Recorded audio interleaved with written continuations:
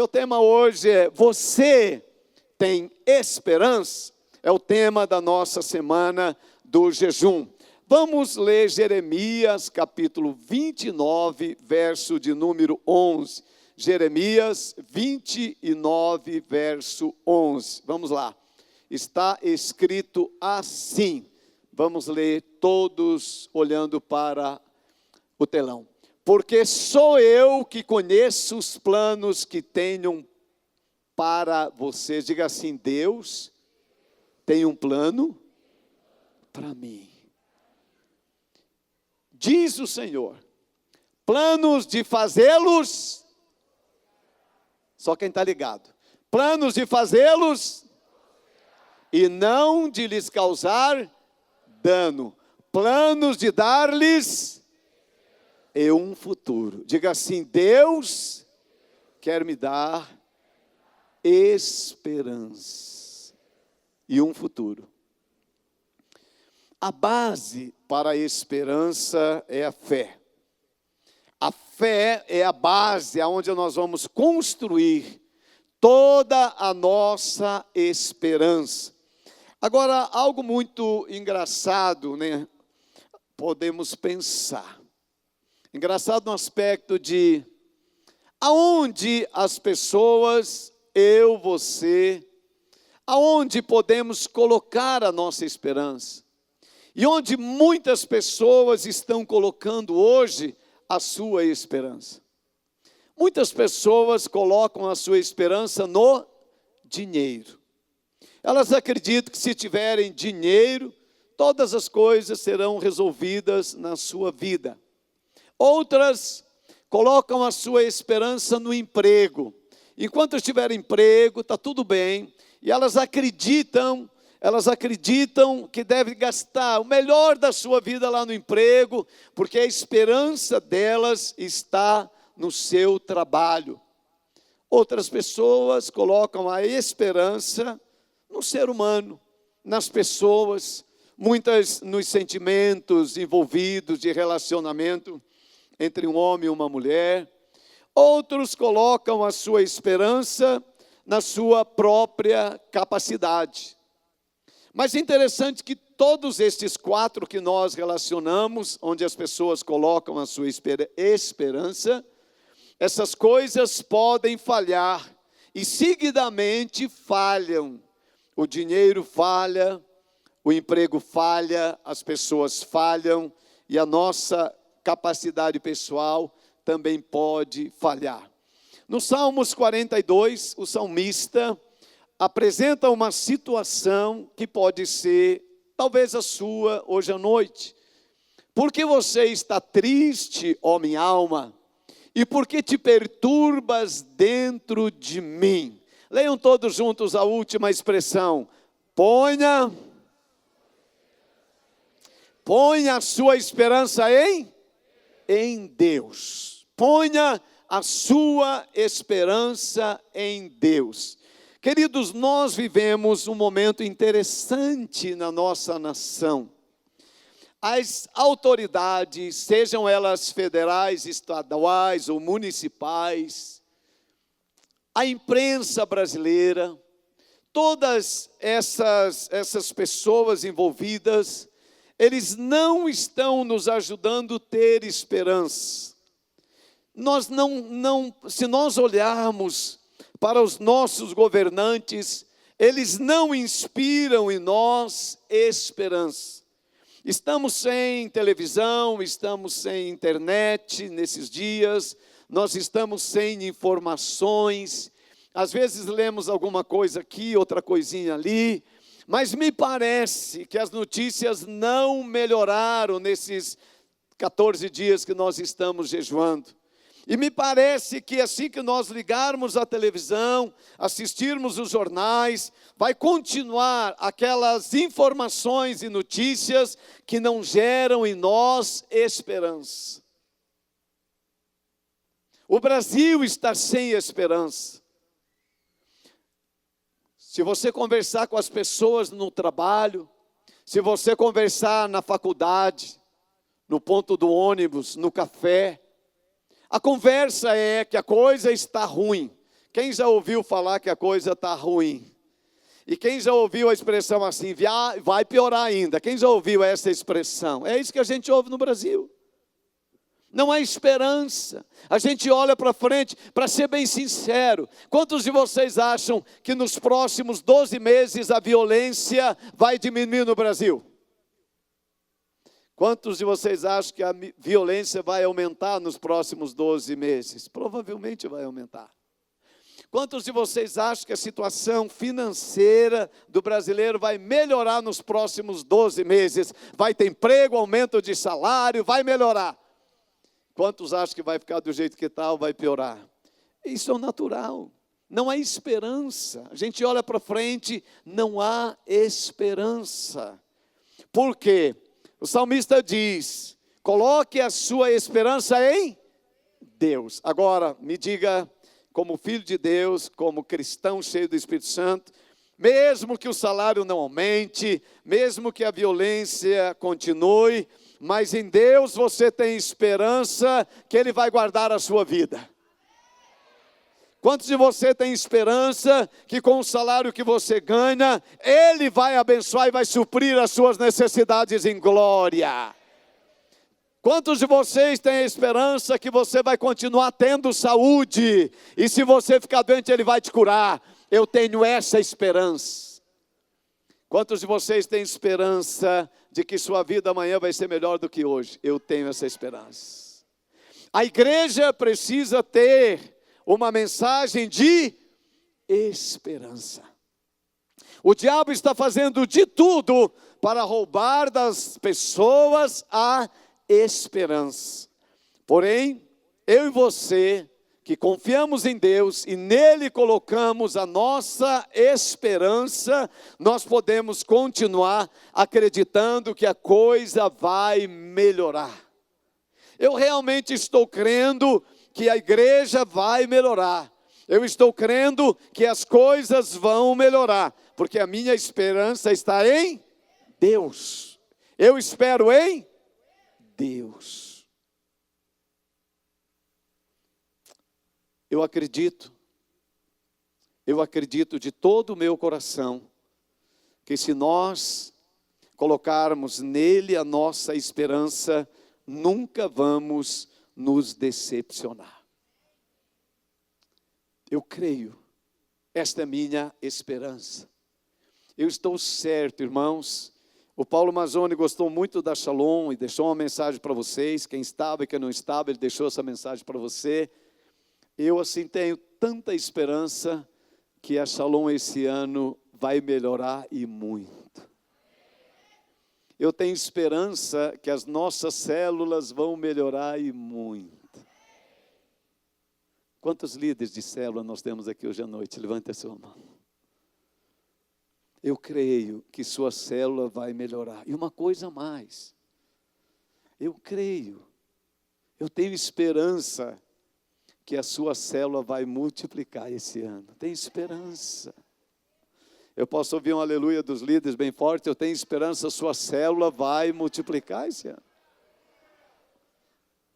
Eu tenho uma esperança bem grande. Eu estou tão cheio de alegria do Espírito Santo depois dessa conferência, que lá na minha casa, que já tivemos célula há tantos anos, mas por conta da supervisão, nós não temos atualmente, mas eu e a Sinorá vamos começar uma célula na nossa casa. Eu tenho esperança que vai dar certo. Quantos mais têm esperança que você vai se tornar um líder de célula? Levanta a sua mão onde você está. Olha quanta gente, irmãos. Olha, deixa a sua mão erguida lá em cima, bem alto. Você que tem esperança.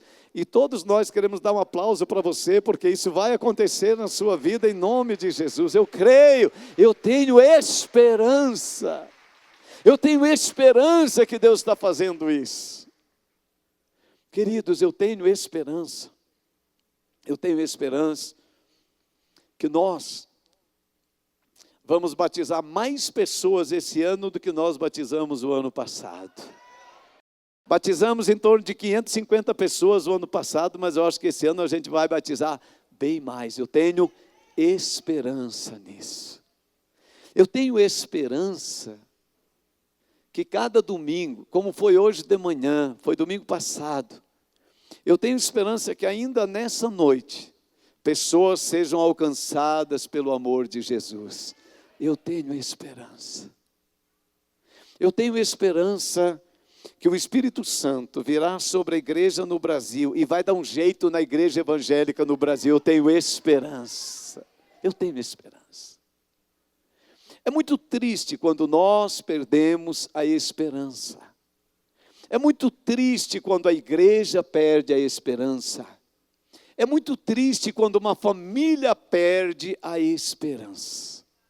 Mas é tão bom quando o Espírito Santo vem sobre nós e enche o nosso coração de esperança. As coisas por fora podem ficar mais difíceis, mas a nossa esperança está em Deus, em Deus. Em 1 Coríntios capítulo 15, verso 19, tem um texto interessante que eu queria olhar com vocês.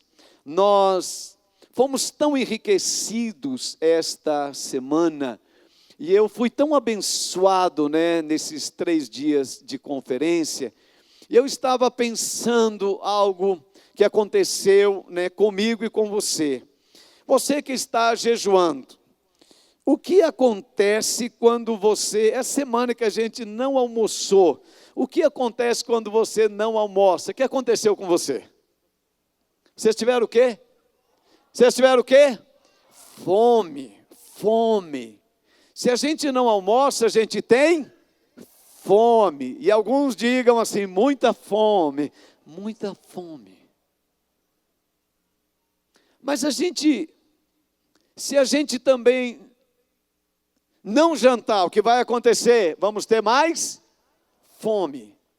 E se a gente não tomar café da manhã, o que vai acontecer? Diga, muita fome. E se a gente ficar uma semana sem comer, o que vai acontecer?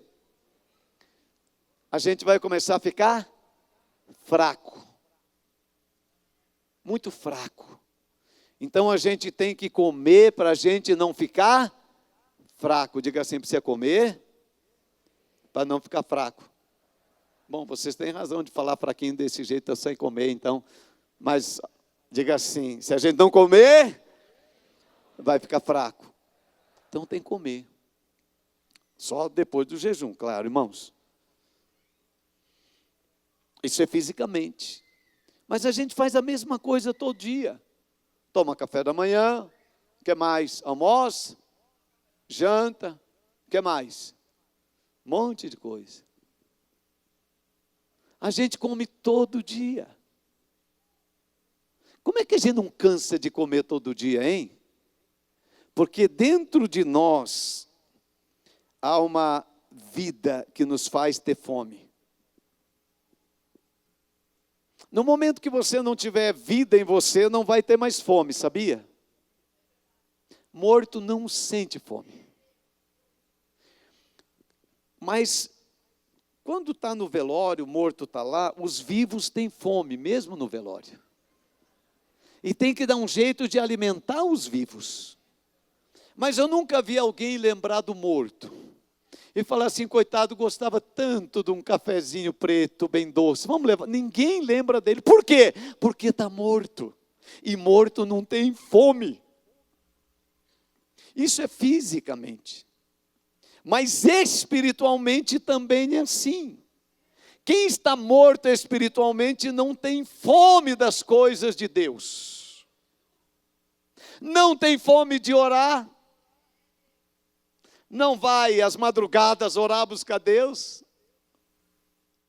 Não tem fome de ler a Bíblia. E aí eu venho aqui e falo assim, leia a Bíblia, leia a Bíblia. E aí lê a Bíblia uma vez por ano, 4 capítulos por dia. E passa na frente do morto e o morto não quer ler a Bíblia.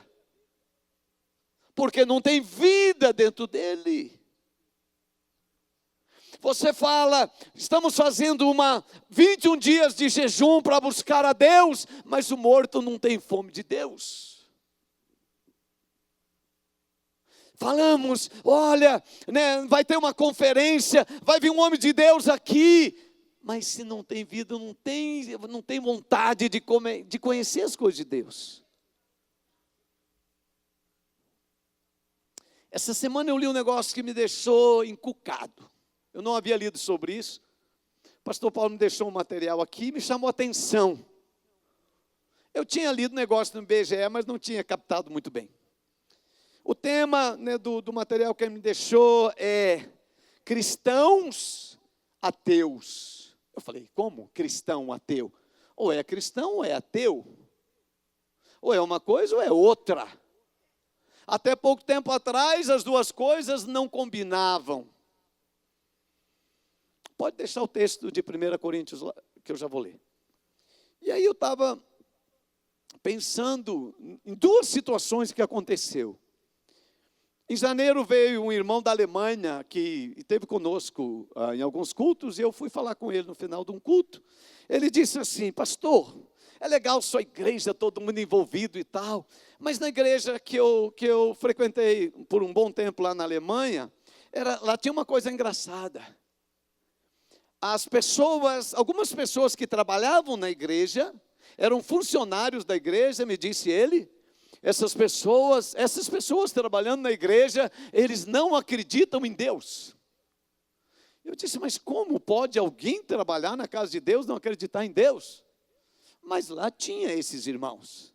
Eu achei engraçado. Não, nós não conseguimos entender alguém que trabalha na casa de Deus não acredita em Deus, é ateu. Aí o pastor Paulo estava na Alemanha, alguns dias atrás, e ele disse que estava ministrando para um grupo de pastores. E aí ele moveu os pastores para orar. Pastores, vamos orar um pouco, eu sinto de Deus de orar, vamos orar. E ele começou a orar. Mas aí ele não via movimento de oração, e aí ele parou. Quando ele parou de orar, tinha um pastor do lado dele. Disse, pastor, eu preciso falar com o senhor. Ele disse, pastor, faz 4 anos que eu não oro. O pastor de uma igreja. Pastor, faz 4 anos que eu não oro. Eu fui me desapontando com a oração. Ele disse, pastor Paulo, o que mais me chama, eu fiquei olhando, não fechei os olhos enquanto você estava orando, e ele falou, pastor, o que me chamou a atenção é que parece que quando você está orando, você está falando com Deus. Pensa nisso. Um cristão? O que é um cristão ateu? Eu li no IBGE de 2010, surgiu, já tinha uma classificação de católicos não praticantes, todos nós sabemos. Mas em 2010, o IBGE detectou milhares de pessoas que se identificaram como evangélicos não praticantes. É uma classe nova. Cristãos ateus é uma classe nova. Eles creem em Deus. Eles acreditam em Deus. Mas vivem como se Deus não existisse. Eles acreditam em Deus, mas se comportam como Deus não existisse. Paulo diz assim, se é somente para esta vida que temos esperança em Cristo, somos de todos os homens os mais dignos de compaixão. Se a nossa fé em Cristo é apenas para esta vida, somos os mais miseráveis dos seres humanos. Se nós vivemos, somos cristãos, mas não vivemos em função de Cristo, do reino dele. Nós dizemos uma coisa e com as nossas obras fazemos outra. Há uma igreja que acredita em Deus, mas ela está desesperada para que Deus lhe dê as coisas desta vida. Nós não conseguimos imaginar uma pessoa que serve a Deus e que ela passe provações e dificuldades. Nós não conseguimos pensar em que servir a Deus haverá um preço. Nós começamos no Brasil a desenvolver a seguinte mentalidade: Se a pessoa que faz alguma coisa para Deus e a pessoa que não faz, é a mesma coisa. A pessoa que trabalha para Deus e quem não trabalha, é a mesma coisa diante de Deus. Tem um jejum da igreja, eu sou da igreja. Mas eu não estou muito afim de jejuar. Porque vai ser a mesma coisa. Se eu não jejuar, eu vou ganhar a mesma coisa que o outro vai ganhar. Porque a nossa visão do reino de Deus é apenas para esta vida. E nesta vida é mais ou menos assim mesmo. Se você não jejuar essa semana, nesses 21 dias, e eu jejuar, e nós olharmos no final de 21 dias, aqui, nessa vida, o que vai acontecer? Eu vou estar magrinho e você vai estar do seu jeito, mais ou menos isso. Nós não vemos muita diferença além disso. Ou vemos? Então a gente conclui, é a mesma coisa. Se eu venho à conferência ou se eu não venho, eu vou receber a mesma coisa de Deus. Se eu sirvo a Deus liderando uma célula, ou eu não sirvo a Deus cuidando de pessoas, é a mesma coisa. Não há recompensa diferente para um e para outro. Se eu dou o dízimo na igreja ou se eu não dou o dízimo na igreja, é a mesma coisa, porque quem dá o dízimo também perde emprego. Se eu desse o dízimo e tivesse uma garantia de não perder o emprego, então, mas é a mesma coisa. Quem é fiel a Deus fica doente, quem não é fica também, então é a mesma coisa. Quando nós olhamos esta vida, é tudo muito parecido, quem faz alguma coisa para Deus e quem não faz. Então, nós vamos andando pelo caminho de que não faz diferença. Se eu leio a Bíblia uma vez por ano, ou se eu não leio a Bíblia nenhuma vez no ano, isso não faz diferença, isso é coisa da cabeça do pastor. É o pastor que fica inventando esse negócio para a gente que tem que ler a Bíblia. Mas se eu ler ou não ler, é a mesma coisa. Porque nós estamos esperando em Cristo apenas para esta vida. Nós nem sequer estamos conseguindo imaginar. Sim, a gente sabe que vai morrer, mas achamos, vai morrer muito longe. E quando morrer, eu acho que é a mesma coisa. Eu nem estou pensando que vou morrer. Eu acho que eu sou de uma raça diferente, não vou morrer, porque a vida está muito boa aqui embaixo. Olha para o irmão, faz uma cara de terror, diga, você vai morrer, ou Jesus vai te buscar. Mas nós achamos que não vamos morrer. Porque Deus vai olhar para nós diferente. Olha a lógica. Se você acha que não tem recompensa, você vai pensar que não tem castigo. A Bíblia diz que todos nós vamos ter que comparecer diante do tribunal de Cristo para prestar conta do que fizemos de bem ou de mal nessa vida. Passará todas as nossas obras diante de nós, na presença de Deus. O que você fez e o que você não fez. Vai passar o filme. E o Senhor vai dizer, meu filho, agora vamos ver o que você fez. A Bíblia diz, tudo que nós fizemos de bom e o que nós fizemos de mal. Agora, você consegue se imaginar diante do tribunal de Cristo? Pastor, que tribunal é esse? Eu prefiro do evangelho só para esta vida, a gente vai resolvendo as coisas aqui. Mas a Bíblia diz, queridos, a Bíblia diz que Jesus vai voltar. A Bíblia diz que Jesus vai voltar. Jesus vai voltar?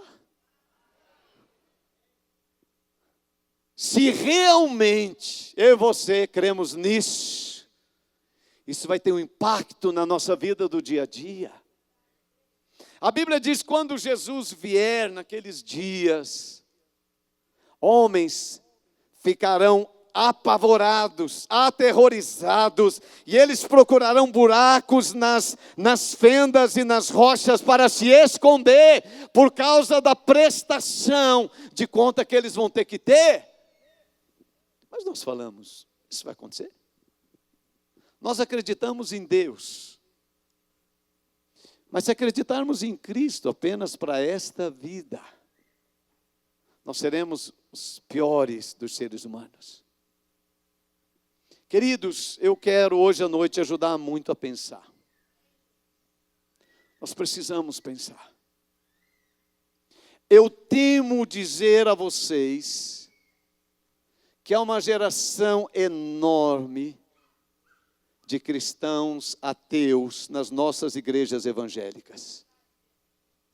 Acreditam em Deus, mas vivem como se Ele não existisse. Cada um procura o seu caminho que é melhor para si. Mas eu gostaria e eu espero que hoje à noite você não se ache nos cristãos ateus. Que você possa pensar e dizer: eu não sou esta pessoa, porque eu acredito que Jesus virá, eu acredito que tem vida eterna, eu acredito que eu vou ter que prestar conta, e por isso eu estou me virando. Por isso eu vou tomar jeito.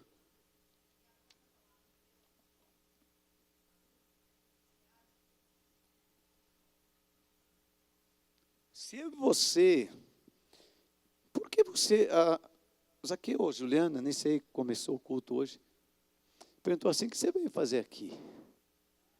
Quantos vieram para adorar a Deus? Bem alto, bem alto, bem alto. Quantos vieram para adorar a Deus? Quantos acreditam que Deus está aqui? A gente acredita mesmo nisso? A gente tem consciência disso? Nós nos comportamos de acordo com essa consciência?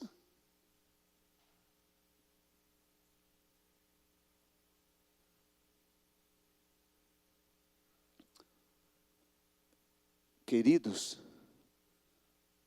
se amanhã, segunda-feira, você tivesse que prestar contas a Deus, fosse chamado a prestar contas, você teria vivido como você viveu hoje?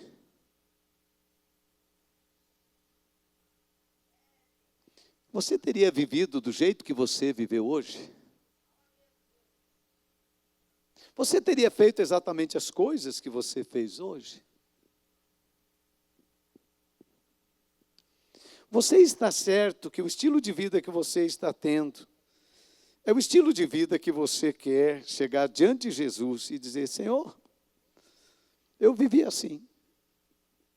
E foi o melhor que eu pude fazer, foi isso. Essa consciência, ela vai nos ajudar a mudar muita coisa. Eu falo para a minha equipe: vocês não imaginam, quando recolhe os dízimos e as ofertas que vai indo para lá,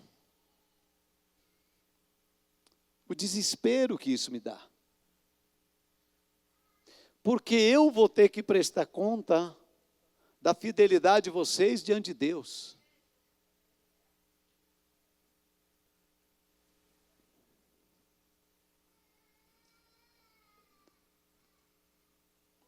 A nossa vida, eu e você, precisamos pensar. Você está dando para Deus o que Deus espera que você dê? Ou você está vivendo de tal maneira que você diz: não, mas isso não faz sentido. Os jovens têm uma expressão que cabe bem, talvez, a nós hoje à noite. Não dá nada. Não dá nada. Eu posso viver, já estou na igreja, faço parte. Uma das mensagens mais fortes que eu tive o privilégio de ouvir nesses anos nessa casa, foi a mensagem do Paulo Mazon de sábado de manhã. Perderam Jesus dentro do templo. Aos 12 anos, seus pais. E eu temo que pessoas estejam no templo, na igreja, e tenham perdido Jesus. Mas não se deram conta. Porque José e Maria caminharam 3 dias, imaginando que Jesus estava lá com eles, e ele não estava. Gosto muito de pensar sobre isso. Do texto de quinta-feira, 1 Coríntios 15, 58. Portanto, sede firmes e constantes, sempre abundantes na obra do Senhor, sabendo que o vosso trabalho não é vão no Senhor. Paulo está dizendo, o Mazone pregou sobre essa palavra portanto. Ele diz, já que vocês vão ressuscitar, então faça a obra de Deus, porque quantos creem que vão ressuscitar? Vamos pensar nessa palavra, está meio desgastada. Quantos creem que vão ressuscitar com Cristo? Já que você vai ressuscitar, diz Paulo, então trabalhe e faça a obra de Deus.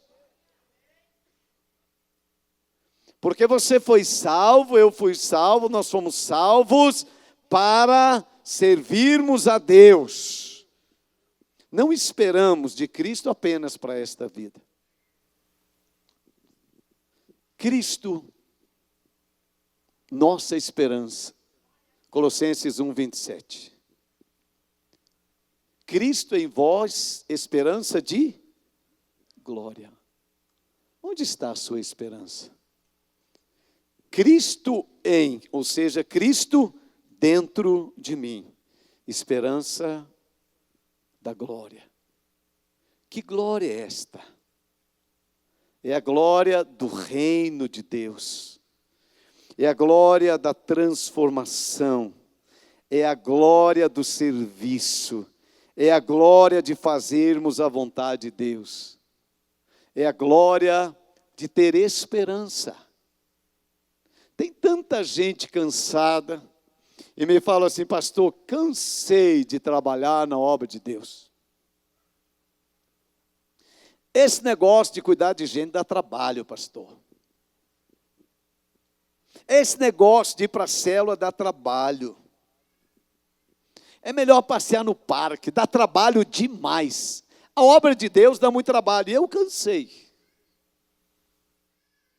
Isaías 40, verso 30 e 31 diz assim, os que esperam, ou seja, que colocam a sua esperança em Deus, renovarão as suas forças, correrão e não se cansarão.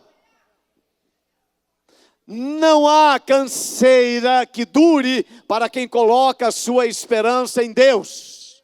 É o que Isaías diz. Mas em nós mesmos, nós cansamos. Quanta gente começou fazendo a obra de Deus e cansou. E parou, porque cansou. Mas os que esperam no Senhor, renovarão as suas forças. Minha esperança, eu tenho esperança, eu trabalho com esperança. Quantos aqui trabalham e têm esperança que você vai receber salário no final do mês? Eu tenho esperança, trabalho com esperança.